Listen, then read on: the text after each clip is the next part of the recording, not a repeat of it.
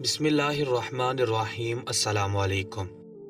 ہر اسلامی سال مکمل ہونے کے بعد سلطان ہر شہر کا گشت کرتے تھے اور وہاں کے حکمرانوں کی جانچ پڑتال کرتے تھے کہ وہ کس طرح سے ان کی رعایا کے ساتھ رویہ رکھتے ہیں، اور ان لوگوں کو بھی دیکھتے تھے جو آپس میں ایک دوسرے کے ہو کر بھی اپنے بھائیوں سے بغاوت کر جاتے تھے۔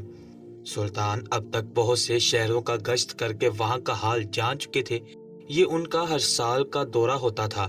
وہ ہر سال ہر شہر جا کر اپنے بادشاہ ہونے کا فرض ادا کرتے تھے۔ اس بار ان کا دورہ مصر کی جانب تھا۔ مصر ان کا سب سے پسندیدہ شہر تھا۔ یہاں کے لوگ کافی خوش اخلاق اور ملنسار تھے۔ سلطان کو یہاں کا رہن سہن بہت پسند تھا۔ وہ نہ چاہتے ہوئے بھی مصر کی جانب کھینچے چلے جاتے تھے۔ ان کے ساتھ گشت پر ان کا خاص وزیر موجود تھا جو ہمہ وقت ان کے ساتھ ہی رہنا زیادہ پسند کرتا تھا۔ سلطان اس کو بعض اوقات اپنے ساتھ آنے کے لیے منع کرتے تھے، تب بھی وہ ان کی بات کو نظر انداز کر کے ان کے ساتھ چل پڑتا تھا۔ وہ ایک واحد تھا جو سلطان کے حکم کی نافرمانی کر جاتا تھا۔ اس کے علاوہ سلطان نے ایسی چھوٹ کسی کو بھی نہیں دی ہوئی تھی۔ وہ وزیر نہیں بلکہ ان کا خاص ساتھی تھا، رازدار تھا اور بہترین دوست تھا۔ وہ چاہ کر بھی اس کو کبھی نہ جھڑک پاتے تھے، نہ ہی کچھ برا بھلا بول پاتے تھے۔ ان کے لیے ان کا وزیر ان کے بھائیوں کی مانند تھا۔ سلطان اور ان کا خاص وزیر مصر کے راستے ہی گامزن تھے کہ اچانک ہی وزیر کا گھوڑا رک گیا۔ سلطان تھوڑا آگے نکل چکے تھے، ان کا پورا دھیان گھوڑے کی لگاموں پر تھا، لیکن جب انہیں اپنے ساتھ وزیر کو نہ آتا دیکھا تو اپنی جگہ پر ٹھہر کے وزیر کا گھوڑا تھوڑی دور رکا ہوا تھا اور وزیر نیچے زمین پر بیٹھ کر بہت برے طریقے سے کھانس رہا تھا۔ سلطان کے لیے یہ منظر کافی دل دہلا دینے والا تھا۔ وہ بے ساختہ اپنے ساتھی کی جانب بھاگے تھے اور اس کو پانی پلایا، جس کے باعث وزیر کی سانس کچھ بحال ہوئی اور وہ وہاں کے ایک پیڑ کے سائے تلے لیٹ گیا۔ سلطان کو اس کی طبیعت بالکل بھی ٹھیک نہیں لگ رہی تھی۔ اس کا چہرہ سرخ ہو رہا تھا جبکہ لب تھر تھرا رہے تھے۔ سلطان نے اس کے ماتھے پر ہاتھ رکھ کر دیکھا تو اس کو کافی تیز بخار تھا۔ انہوں نے فوراً ہی وزیر کو اپنے گھوڑے پر ڈالا اور محل واپس آ گئے۔ وزیر کو طبیب کے حوالے کیا اور ایک بار پھر مصر کے جانب روانہ ہو گئے۔ ان کا جانا بے حد ضروری تھا۔ وہ ایسے اپنا دورہ منسوخ نہیں کر سکتے تھے۔ ان کے لیے یہ چیز بہت اہمیت کی حامل تھی۔ سارے راستے انہیں وزیر کی فکر ستاتی رہی تھی، لیکن انہوں نے اپنے فرض کو پہلے انجام دینا تھا۔ وہ مصر کے داخلی دروازے پر پہنچے ہی ایک گہری سانس ہوا کے سپرد کر چکے تھے۔ انہوں نے مصر میں اپنا گھوڑا داخل کیا اور لوگوں کو باغور دیکھنے لگے۔ ان کا لباس عام انسانوں جیسا تھا، وہ کوئی مسافر لگ رہے تھے۔ سلطان نے اپنے گھوڑے کا رخ اپنی سب سے پسندیدہ مسجد کی جانب کیا تھا۔ ظہر کی اذان ہو چکی تھی اور انہیں نماز ادا کرنی تھی۔ اس کے بعد ہی وہ گشت کا آغاز کرنے والے تھے۔ سلطان مسجد میں داخل ہوئے تو ہر طرف ہی انہیں گہما گہمی محسوس ہوئی۔ یہ منظر دیکھ کر ان کے لب پر بے ساختہ مسکراہٹ میں ڈلے تھے۔ وہ کافی مذہب پرست تھے، انہیں اللہ سے بہت لگاؤ تھا۔ وہ ان کے گھر کو ہمیشہ ایسے ہی ہرا بھرا دیکھنا چاہتے تھے۔ وہ فوراً ہی نماز کے لیے نیت باندھ کر کھڑے ہو چکے تھے۔ انہوں نے مکمل نماز ادا کی اور اس کے بعد ایک طرف کو بیٹھ گئے اور قرآن پاک کی تلاوت کرنے لگے۔ انہیں تھوڑی دیر ہی ہوئی ہوگی کہ جیسے ہی انہوں نے اپنا سر اٹھایا تو ان کے سامنے کچھ معصوم بچے بیٹھے انہیں باغور سن رہے تھے۔ سلطان نے ان سب کو ایک مسکراہٹ بھری نگاہ سے دیکھا اور واپس اپنی خوبصورت آواز میں تلاوت کلام پاک کرنے لگے۔ ان کی آواز بے حد حسین تھی۔ ان کی آواز سے متوجہ ہو کر اور بھی لوگ ان کے قریب ہی بیٹھ گئے تھے، جبکہ سلطان کو ایک انجانی سی خوشی ہو رہی تھی۔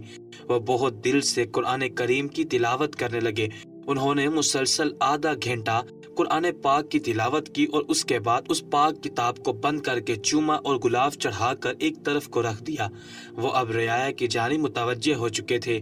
ایک پل کو ان کے دل میں یہ خیال آیا کہ شاید لوگ انہیں پہچان چکے ہیں، کیونکہ اکثر اوقات وہ یہاں پر بھیس تبدیل کر کے آتے رہتے تھے۔ بہت سے لوگ ان کے اس بھیس کو بھی جانتے تھے کہ اندر کون موجود ہے، لیکن صد شکر کوئی بھی ان کو پہچان نہیں پایا تھا، بلکہ کچھ لوگ ان کی آواز کی تعریف کرنے لگے۔ جبکہ ایک معصوم سا بچہ جس کی عمر 13 سال ہوگی، وہ سلطان کے قریب آیا اور اس نے ان کے ہاتھ کو چوم کر عقیدت سے اپنی آنکھوں سے لگایا اور نثار ہونے والے لب و لہجے میں کہنے لگا، آپ کی آواز سن کر میرا دل بے ساختہ بھر سا آیا تھا۔ ایسا لگ رہا تھا جیسے کوئی بہت نیک انسان قرآن پاک کی تلاوت کر رہا ہو۔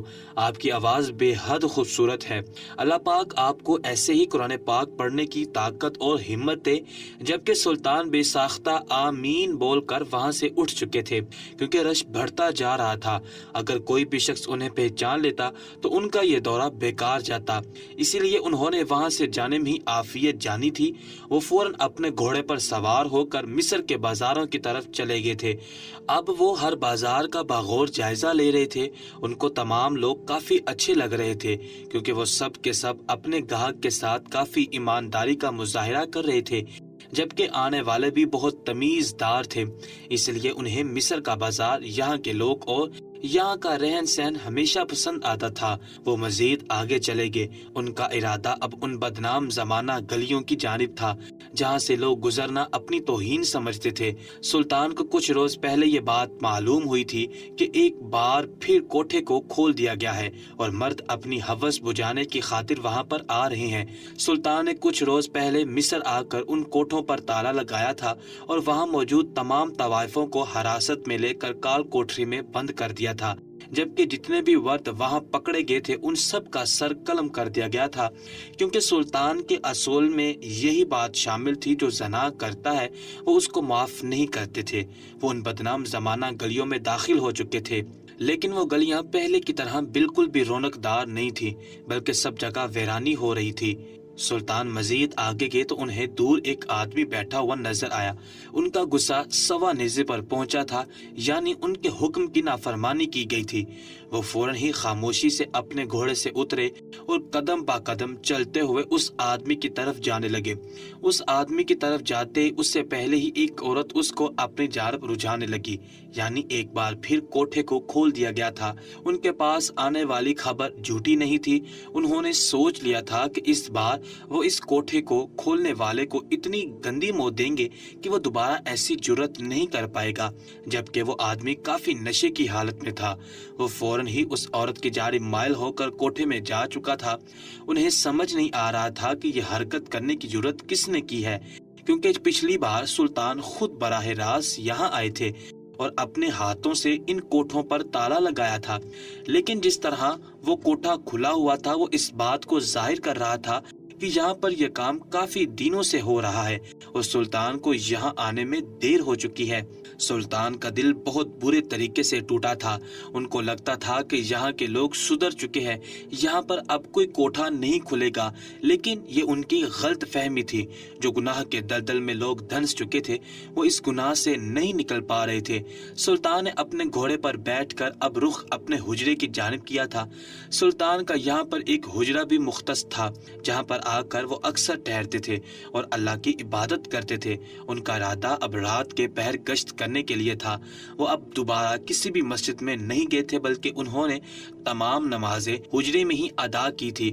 ان کو بار بار اپنے وزیر کی فکر بھی ستا رہی تھی۔ نہ جانے وہ کیسا تھا، وہ نہیں جانتے تھے۔ انہیں سب پریشانیوں میں ان کی آنکھ کب لگی انہیں علم نہ ہوا۔ وہ مسلسل اپنے وزیر کا سینہ مسل رہے تھے، لیکن وہ اٹھنے کا نام نہیں لے رہا تھا۔ وہ چیخ رہے تھے، لیکن اس کی آنکھیں مسلسل بند ہوتی جا رہی تھی، اور ایک دم ہی وزیر نے ایک ہچکی لی تھی اور وہ سلطان کے ہاتھوں میں بے دم ہو گیا تھا، اور یہی سلطان پوری جان سے چیخ کر نیند سے بیدار ہوئے تھے۔ ان کا پورا جسم پسینے سے شرابور تھا۔ ان کی حالت کافی خراب ہو گئی تھی۔ ان کو یکدم ہی سانس لینے میں دشواری ہوئی تو انہوں نے فوراً ہی مشکیزے میں سے پانی بھر کے اپنے لبوں پر لگایا اور گھٹا گھٹ حلق میں اتار گئے۔ ان کا دل بہت تیزی سے دھڑک رہا تھا۔ ان کو جب بھی خواب آتے تھے وہ کوئی جھوٹے خواب نہیں ہوتے تھے، یقیناً اس خواب کی تعبیر اچھی نہیں ہونے والی تھی۔ یہ سوچ آتے ہی سلطان نے فوراً ہی سر آسمان کی جانب اٹھایا تھا اور اللہ سے دعا کی تھی کہ یا رب العالمین، میرے دوست کی حفاظت کرنا، اس کو اپنے حفظ و امان میں رکھنا۔ وہ میرے لیے بہت اہمیت کا حامل ہے، اس کو کچھ نہیں ہونا چاہیے۔ تہجد کا وقت ہو رہا تھا، اس لیے انہوں نے فوراً ہی وضو کیا اور تہجد کی نماز ادا کرنے لگے۔ تہجد ادا کرنے کے بعد ان کا ارادہ بالکل بھی سونے کا نہیں تھا۔ خواب کو دیکھنے کے بعد ان کی آنکھوں سے نیند کوسوں دور چلی گئی تھی۔ انہوں نے گشت پر جانے کا فیصلہ کیا اور اپنا سامان لے کر اکیلے ہی مصر کی گلیوں میں روانہ ہو گئے۔ جس پہر لوگ آرام کرتے تھے، یہ وہ واحد وقت ہوتا تھا جس میں سلطان اپنے آرام کو ترک کر کے اپنی رعایا کی خاطر گلیوں کا گشت کرتے تھے۔ وہ اتنے عظیم بادشاہ تھے جس کی مثال آج تک اس دنیا میں پائی نہیں جاتی۔ ان جیسا نہ کوئی حکمران اس دنیا میں آیا تھا اور نہ کبھی ان جیسا کوئی آ سکتا ہے۔ وہ گلیوں میں گشت کرتے ہوئے ایک ایسی گلی میں آئے تھے جو آگے سے بند تھی، جبکہ پیچھے سے وہ گلی کھلی ہوئی تھی۔ سلطان کو عجیب سی گھٹن ہونے لگی تھی۔ وہ وہاں سے پلٹ جانا چاہتے تھے، لیکن ایک گھر انہیں بہت ہی عجیب محسوس ہو رہا تھا۔ ایک عجیب سی فضا اس پوری گلی میں پھیلی ہوئی تھی۔ انہوں نے واپس قدم بڑھانے کی بجائے اس گلی کے اندر ہی جانے کا فیصلہ کیا تھا، اور جیسے ہی وہ آخری دروازے کے پاس پہنچے تو ان کو یکدم ہی ایک جھٹکا لگا تھا، کیونکہ اندر سے آنے والی آواز بالکل بھی اچھی نہیں تھی۔ اندر موجود ایک عورت رو رہی تھی اور اپنے شوہر کو اس کے فعل سے باز آنے کی تاکید کر رہی تھی، لیکن وہ آدمی شدید نشے میں تھا۔ اس کے نشے سے ڈوبی ہوئی آواز سن کر سلطان نے مٹھیاں ضبط سے میچی تھیں۔ شاید یہی وجہ تھی کہ سلطان اس گلی میں آتے ہی اپنا دم گھٹتا ہوا محسوس کر رہے تھے۔ ان کا بس نہیں چل رہا تھا کہ وہ اس پہر ہی اس گھر میں داخل ہو جائیں اور اندر موجود آدمی کو دھنک کر رکھ دیں، لیکن وہ نہیں جانتے تھے کہ وہ دونوں کس لباس میں موجود ہیں، اور ایسے وقت میں کسی میاں بیوی کے معاملات میں انہیں دخل دینا مناسب نہیں لگا تھا۔ اس لیے وہ وہاں سے لوٹ گئے تھے، لیکن ان کا ارادہ پکا تھا کہ کل وہ اس آدمی کا دماغ ٹھیک کر کے ہی دم لیں گے۔ جبکہ وہ صبح فجر کی نماز ادا کر کے محل کی جانب روانہ ہو چکے تھے، کیونکہ اس خواب کو دیکھ لینے کے بعد سلطان میں بالکل ہمت نہیں تھی کہ وہ اپنے وزیر سے غافل رہتے، جبکہ انہوں نے سوچ لیا تھا کہ وہ محل آتے ہی اپنے سپاہیوں کی مدد سے مصر یہ پیغام پہنچا دیں گے کہ سلطان ان دونوں میاں بیوی کو دربار میں طلب کر رہے ہیں۔ تھوڑی مسافت کے بعد سلطان محل پہنچ چکے تھے۔ وہ چاہتے تو پہلے آرام کر سکتے تھے، انہیں کسی چیز کا کوئی ڈر اور خوف نہیں تھا، نہ ہی وہ کسی کے پابند تھے، لیکن وہ ہمیشہ اپنی رعایا اور اپنی فوج کو سر آنکھوں پر رکھتے تھے۔ ان کی رعایا اور ان کی فوج کا ایک ایک فرد ان کے لیے کافی اہمیت کا حامل تھا۔ سلطان فوراً ہی طبیب خانے گئے تھے، جہاں پر ان کا وزیر کافی بری حالت میں موجود تھا۔ سلطان نے حکیم صاحب سے جب وزیر کے طبیعت کے بارے میں دریافت کیا تو وہ خاموش ہو گئے۔ جو چہرے پر طبیب کے خوشی تھی، سلطان کو دیکھ کر ان کے سوال پر اب غارت ہو چکی تھی۔ وہ سلطان کو دیکھتے ہوئے کہنے لگا، سلطان معظم، پہلے آپ آرام کر لیں، اس کے بعد میں آپ سے تفصیل سے بات کروں گا، کیونکہ یہ بات آپ کے علم میں ہونا ضروری ہے، لیکن اس سے پہلے ہمیں آپ کے آرام کی فکر ہے۔ سلطان نے انکار کیا اور کہنے لگے، آپ ہمارے ساتھ ہمارے مخصوص کمرے میں چلیں اور وہاں ہمیں ہمارے وزیر کی طبیعت کے بارے میں بتائیں کہ آخر انہیں کیا ہوا ہے۔ حکیم صاحب احتجاج کرنا چاہتے تھے، لیکن سلطان نے ان کے احتجاج کو کوئی اہمیت نہیں دی تھی، بلکہ لمبے لمبے ڈھنگ بھر کر وہ اپنے مخصوص کمرے میں جا کر بیٹھ گئے تھے۔ ان کے حکم کی فوراً ہی تعمیل کی گئی تھی اور حکیم صاحب بھی اس کمرے میں آگے تھے اور سلطان کے سامنے ادب سے ہاتھ باندھ کر کھڑے ہو چکے تھے۔ سلطان نے انہیں بولنے کی اجازت دی تو وہ کہنے لگے، سلطان معظم، وزیر کی طبیعت کافی ناساز ہے۔ آپ کے جانے کے بعد اس کا بخار ٹوٹنے کی بجائے بہت تیز ہو گیا تھا۔ ہم سب کافی پریشان ہو گئے تھے۔ وزیر کی بیوی کا رو رو کر برا حال تھا، جبکہ اس کی بیٹی بھی بے ہوش ہو گئی تھی، کیونکہ وزیر کی طبیعت بالکل بھی سنبھل نہیں رہی ہے۔ یہ بات سن کر سلطان ایک دم ہی پریشان ہو گئے اور کہنے لگے، ایسا کیا ہو گیا ہے ہمارے وزیر کو؟ ان کی حالت اتنی خراب کیوں ہو رہی ہے، جبکہ وہ 2 دن پہلے تک تو بالکل ٹھیک تھے، آدھے سفر تک ان کی طبیعت بالکل ٹھیک تھی، لیکن اس کے بعد اچانک انہیں کھانسی آئی اور ان کی طبیعت خراب ہو گئی۔ سلطان کی بات سن کر حکیم صاحب ایک پل کو خاموش ہو گئے۔ سلطان کو ان کی خاموشی کچھ غلط ہونے کا اندیشہ دے رہی تھی۔ انہوں نے اپنی بات پر زور دیا تو حکیم صاحب کچھ گھبراتے ہوئے کہنے لگے، سلطان معظم، معافی چاہتا ہوں کہ میں وزیر صاحب کی شان میں ایسے القابات استعمال کرنے والا ہوں، لیکن یہ آپ تک بات پہنچانا بے حد ضروری ہے تاکہ آپ فوراً ہی اس چیز کو روکیں۔ سلطان نے سر کو ہلکی جنبش دی، جبکہ حکیم کہنے لگا، سلطان معظم، وزیر صاحب یقیناً کچھ غلط فعل میں پڑ چکے ہیں، انہوں نے حرام کو منہ لگا لیا ہے۔ جبکہ یہ بات سن کر سلطان کا غصہ سوا نیزے پر پہنچ چکا تھا۔ حکیم صاحب کچھ اور کہتے اس سے پہلے ہی وہ داڑے، یہ کیا بےہودہ القابات آپ میرے وزیر کے خلاف استعمال کر رہے ہیں؟ کیا آپ جانتے نہیں کہ وہ کس طبیعت کا انسان ہے؟ وہ ایک عظیم وزیر ہے، وہ چاہ کر بھی ایسی گھٹیا حرکت نہیں کر سکتا۔ جبکہ حکیم صاحب بادشاہ سلامت کی بات سن کر خوف زدہ ہو چکے تھے۔ وہ مزید بولنے کی ہمت نہیں کر پا رہے تھے۔ جب انہوں نے حکیم کو خوف زدہ دیکھا تو خود کے غصے کو قابو کیا اور ایک بار پھر انہیں بولنے کی اجازت دی، جبکہ اس بار حکیم تھوڑا جھجکتے ہوئے کہنے لگا، سلطان معظم، انہوں نے کوئی خراب شراب پی ہے جس کی وجہ سے ان کی طبیعت اتنی خراب ہوئی ہے، یا پھر انہوں نے کوئی ایسی عورت کو استعمال کیا جس کو کوئی خطرناک بیماری ہے جو ہمارے وزیر میں منتقل ہو گئی ہے۔ بس میں خدا سے یہی دعا کر رہا ہوں کہ انہیں کوئی بیماری نہ ہو، بس شراب پینے کی وجہ سے ان کی طبیعت خراب ہوئی ہے۔ جبکہ سلطان کو یہ بات سن کر یقین نہیں آ رہا تھا، کیونکہ وزیر کافی دیندار انسان تھا، وہ بھی سلطان کی طرح کافی مذہب پرست تھا۔ اللہ تعالیٰ کو ماننا، اللہ کی پیروی کرنا، ان کے حکم کو اول و آخر ترجیح دینا، اس کے بعد یہ سب سلطان کو بالکل سمجھ نہیں آ رہا تھا کہ وہ کیسے مانے، لیکن انہوں نے اپنے حکیم کو حکم دیا تھا کہ وہ کچھ بھی کر کے ان کے وزیر کو ٹھیک کرے، باقی وہ بعد میں خود اس سے پوچھ تاچھ کر لیں گے کہ آخر اس نے ایسا کیا استعمال کیا تھا جو اس کی طبیعت اتنی خراب ہو گئی۔ اور حکیم یہ بات سنتے ہی بوتل کے جن کی طرح وہاں سے غائب ہوا تھا، کیونکہ محل میں سب ہی جانتے تھے کہ سلطان وزیر کو کتنی اہمیت دیتے ہیں۔ ان کا سوچ سوچ کر برا حال ہو رہا تھا کہ اگر ان کا وزیر ایسے کاموں میں ملوث ہو چکا تھا تو وہ سب کی طرح انہیں بھی سزا دینے کے قائل تھے، اور وہ ایسا ہرگز نہیں چاہتے تھے۔ جبکہ ان کے سپاہی مصر پہنچ کر ان دونوں میاں بیوی کو سلطان کا پیغام دے چکے تھے۔ ان کا پیغام ملتے ہی وہ لوگ دربار میں حاضر ہو گئے۔ ہر روز کی طرح سلطان کا دربار اپنی شان سے لگا ہوا تھا۔ مشیر ایک طرف کو بیٹھے ہوئے تھے جبکہ درباری ایک طرف کو تھے، اور رعایا باہر سلطان کا انتظار کر رہی تھی کہ ان کو موقع ملے اور وہ سلطان کی عدالت میں پیش ہو کر اپنی عرضی رکھیں۔ جبکہ سلطان ابھی کسی کا بھی کیس عدالت میں سننا نہیں چاہتے تھے، وہ سب سے پہلے ان دونوں میاں بیوی کو بلا کر ان کے مسئلے کو دیکھنا چاہتے تھے۔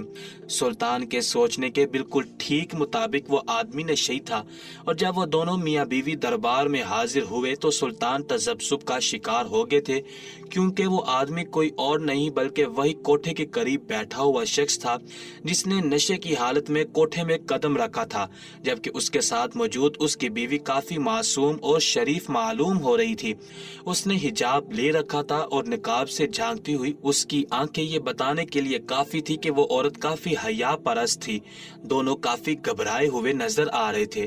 سلطان نے گرجتے ہوئے آواز میں اس آدمی کو مخاطب کیا اور غصے سے گرجتے ہوئے کہنے لگے، تمہیں شرم نہیں آتی؟ اپنی بیوی کے ساتھ بدفعلی کرتے ہو جبکہ وہ تمہاری محرم ہے، تمہارے نکاح میں ہے، اس کے باوجود تم نشہ کر کے اس کے قریب جاتے ہو۔ کیا تمہیں یہ معلوم نہیں کہ نشہ ہمارے مذہب میں حرام ہے؟ جبکہ وہ آدمی سر جھکا چکا تھا۔ اس پہر وہ آدمی بالکل بھی نشے میں موجود نہیں تھا، اور وہ عورت اپنا سر مکمل طور پر جھکا چکی تھی۔ شاید اس کو یہ سب سننا پسند نہیں آ رہا تھا۔ سلطان نے اس عورت کو محل کے اندر بھیج دیا تھا، جبکہ اس آدمی کو کھڑی کھڑی سنا کر دربار سے بھیج دیا گیا تھا، اور اس عورت کو حکم دیا تھا کہ اس آدمی کو تب تک اپنے قریب نہیں آنے دینا جب تک یہ نشہ نہیں چھوڑ دیتا۔ لیکن وہ نہیں جانتے تھے کہ وہ آدمی کیا پہنچی ہوئی چیز ہے۔ وزیر کی حالت اب قدرے بہتر ہو گئی تھی، اور اس کا علاج حکیم نے کافی بہترین انداز میں کیا تھا۔ اس کی آنکھیں اب تھوڑی تھوڑی کھل رہی تھی، لیکن منہ سے الفاظ نہیں نکل رہے تھے۔ سلطان ایک دم سے اپنے وزیر پر حملہ آور بھی نہیں ہونے والے تھے۔ انہوں نے سوچ لیا تھا کہ جب تک اس کی طبیعت ٹھیک نہیں ہو جاتی اور وہ صحت یاب ہو کر اپنے گھر نہیں چلا جاتا تب تک سلطان اس سے کوئی بات نہیں کریں گے۔ وقت اپنی رفتار کے مطابق گزر چکا تھا۔ تقریباً 4 دن بعد وزیر کی طبیعت مکمل طور پر ٹھیک ہو گئی تھی۔ وہ اپنے پیروں پر چل کر اپنے گھر گیا تھا۔ سلطان اگلے روز ہی اس کے گھر اس کی طبیعت دریافت کرنے پہنچ چکے تھے، جبکہ اپنے گھر میں سلطنت کے بادشاہ کو دیکھ کر اس کی بانچیاں کھل اٹھی تھی۔ اس کی بیوی بھی سلطان کے قدموں میں بچھ جانے چاہتی تھی۔ بیٹی نے بھی کافی احترام سے سلطان کو سلام کیا تھا اور ان کے آگے لوازمات سجا دیے تھے، لیکن سلطان بس وزیر کو دیکھنا چاہتے تھے اور ان سے بات کرنا چاہتے تھے۔ سلطان نے تھوڑی دیر بعد ہی ان دونوں ماں بیٹی کو وہاں سے جانے کا اشارہ کر دیا تھا، اور وزیر سے بذات خود مخاطب ہوتے ہوئے انہوں نے تمام تردات جو حکیم نے انہیں سنائی تھی وہ بتائی، تو وزیر خاموش ہو گیا تھا۔ اس کا سر مکمل طور پر جھک چکا تھا۔ سلطان نے ایک بار پھر گرجتی ہوئی آواز میں اسے مخاطب کیا تو وہ کہنے لگا، سلطان معظم، ہمارے यहाँ पर एक बहुत ही घिनौना काम हो रहा है, जिसकी छानबीन की वजह से मुझे वो शराब पिलाई गई थी और उसके बाद मेरी तबीयत खराब हो गई। दरअसल हमारे शहर के पिछले हिस्से की बस्ती जो काफी मशहूर है कि यहाँ पर कोई आमिल रहता है जो लोगों का इलाज मुफ्त में करके उन्हें गनी कर रहा है। उसने अपना एक अलग कारोबार बनाया हुआ है। वो लोगों को एक शरबत देता है और कहता है कि तुम इसे पियो तो माला माल हो जाओगे। लोग उस लालच में वो शराब पी रहे हैं और उनकी तबीयतें खराब हो रही हैं।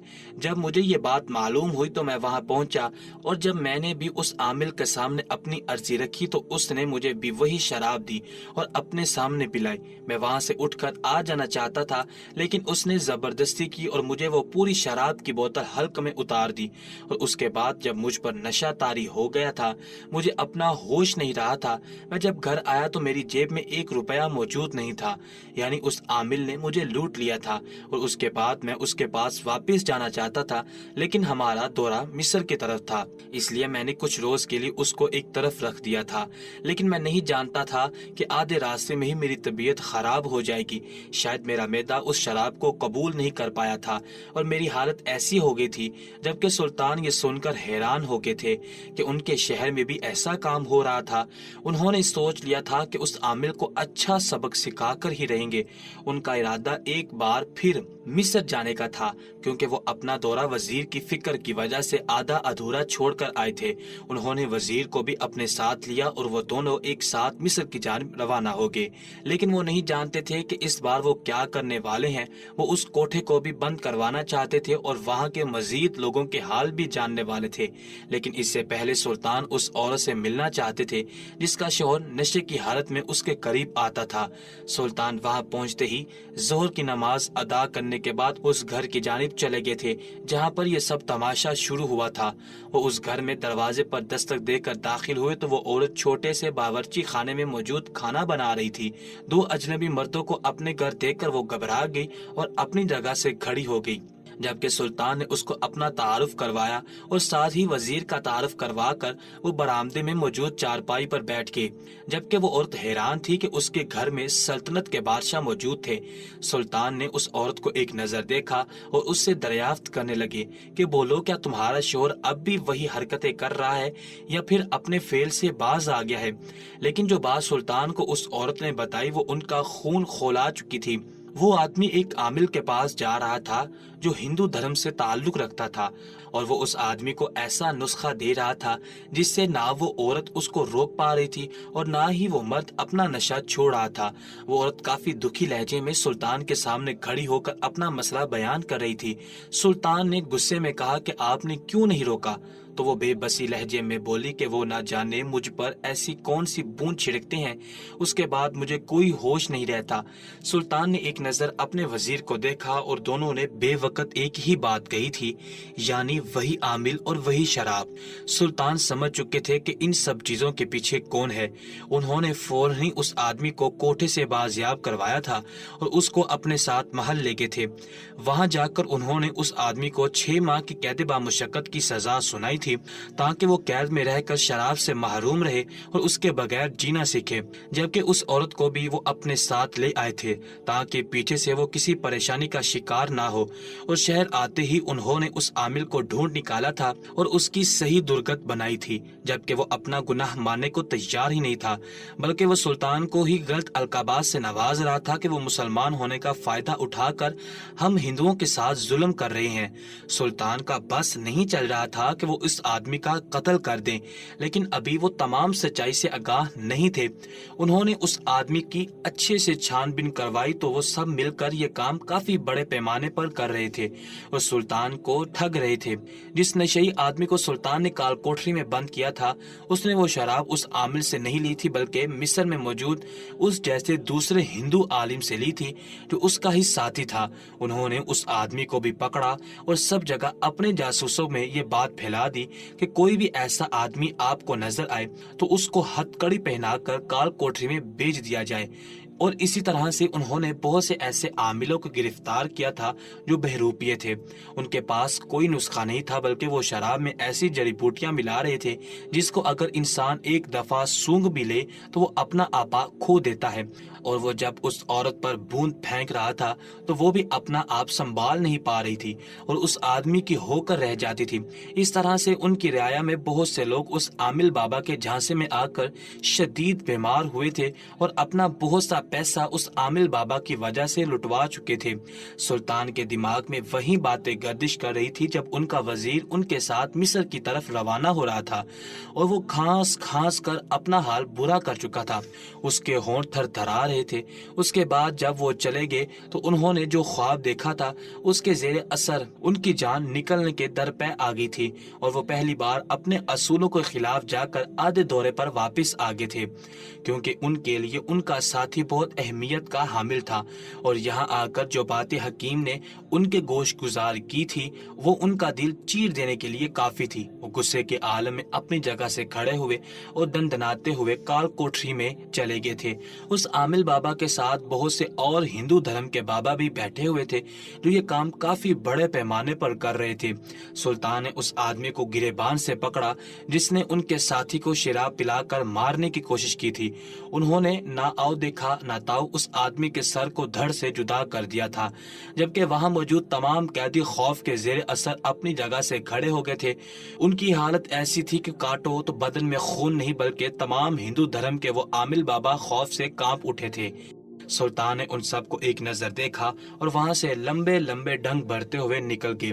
جبکہ یہ بات جب وزیر کو معلوم ہوئی تو وہ نہال ہو گیا تھا، یعنی جس طرح سے وہ بادشاہ کو چاہتا تھا اسی طرح ہی بادشاہ بھی اس سے محبت کرتے تھے۔ اس کے دل میں سلطان کے لیے مزید جگہ بن گئی تھی، جبکہ وہ عورت بھی سلطان کی بے حد مشکور تھی کہ انہوں نے بر وقت اس کی حفاظت کر کے اسے گناہ سے بچا لیا تھا۔